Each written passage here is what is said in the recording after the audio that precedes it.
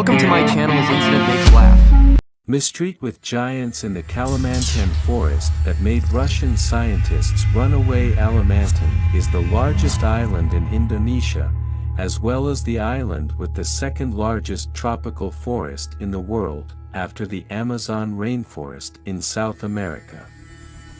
The forest is so vast as far as the eye can see.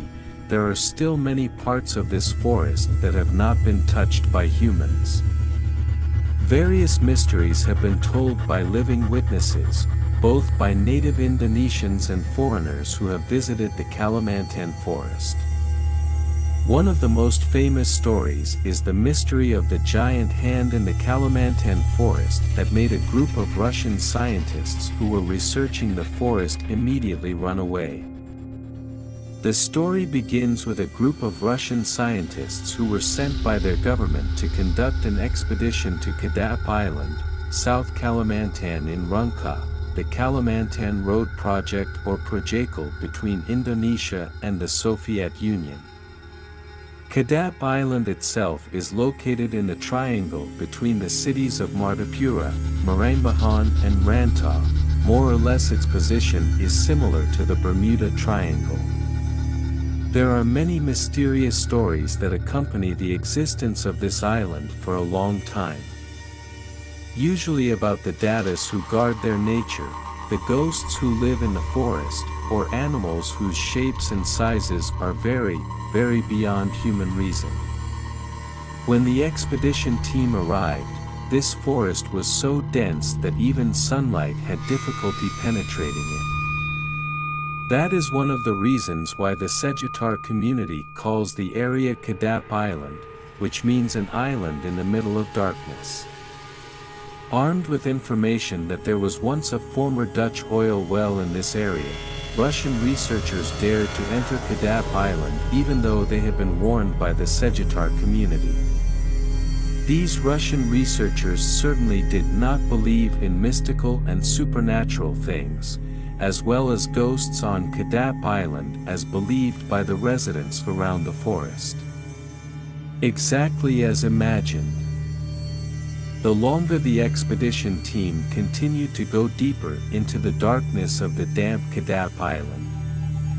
To help remind them of the way, the Russian researchers also tied the tree trunks that they had passed over a distance of several kilometers.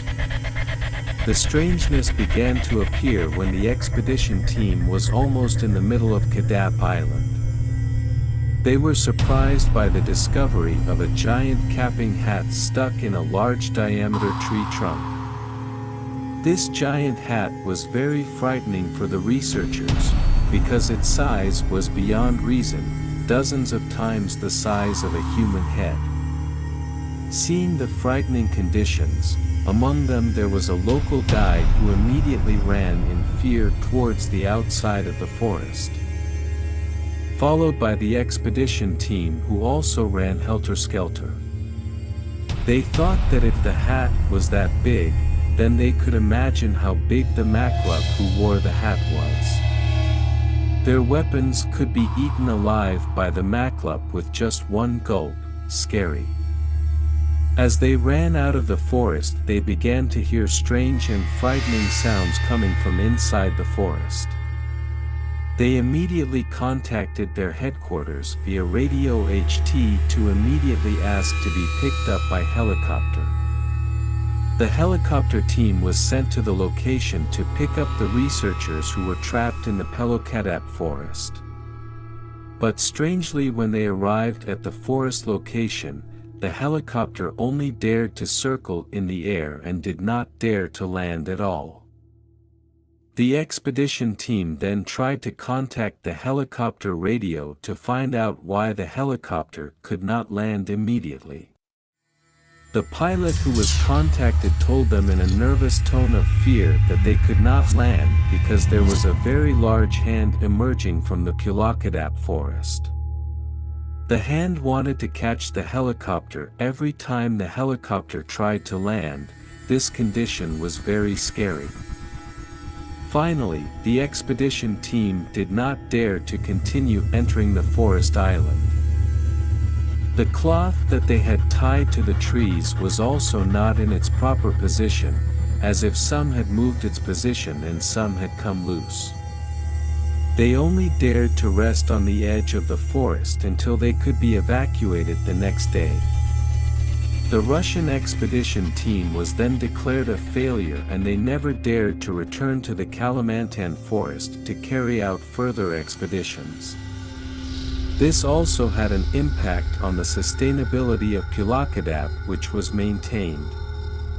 The helicopter of this expedition team used to be visible in the city of Banjarbaru, South Kalimantan. Meanwhile, the helicopter parking lot has now been converted into a swimming pool for Banjarbaru. In addition to Pulakadap, there is also testimony about the giant hand that protects the Sambaliam Palace in the city of Brawijaya. Residents once called it the grumbling hand of the protector behind the splendor of the Sambaliam Palace. Karaton Sambaliam, or the Sambaliam Palace in Kabut Barrow, East Kalimantan, is one of the historical evidences of the existence of Sambaliam's politeness. This place is now used as a museum that stores many ancient historical objects. During the time of Sultan Alamuddin, there was fierce resistance against the Dutch. At that time, he formed an alliance with Bugis, Sulu and Makassar fighters, then built a stronghold that was then supported by Tanjung Mangkalahat. Although this resistance was unsuccessful, the struggle against the Dutch was still carried out by the government of the kings after Sultan Alamuddin, only assisted by fighters from Bugis and Sulu. The reign of the Sambalium kingdom ended in 1960, when Indonesia had become independent and its territory was surrounded by Mount Tabur as the Barrow region.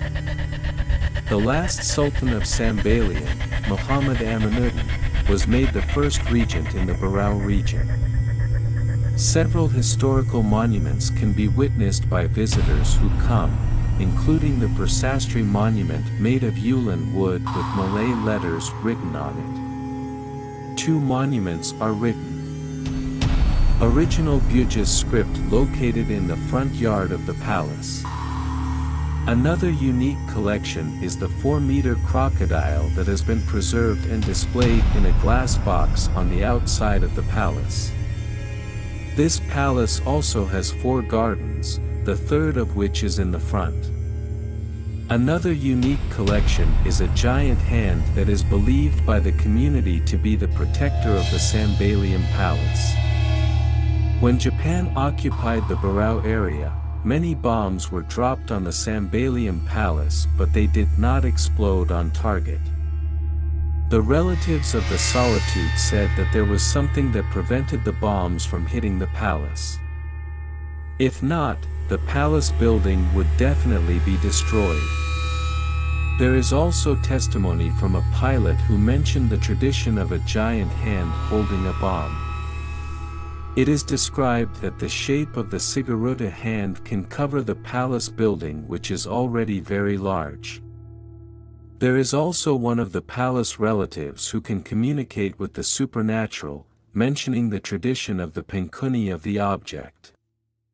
"I want to call you," he said. So that the story is not lost in memory, a kind of monument was made in the yard of the Sambaliam Palace. The form is transformed into an event that is often told by the local community.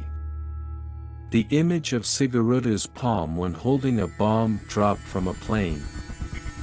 Then the second bomb that was dropped but was caught and thrown elsewhere and exploded was also blocked by the hand.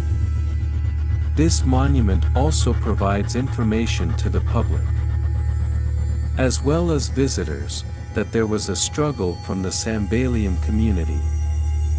So always maintain the spirit of struggle. That's Indonesia, very rich in nature, culture, food and mystical stories that many have witnessed.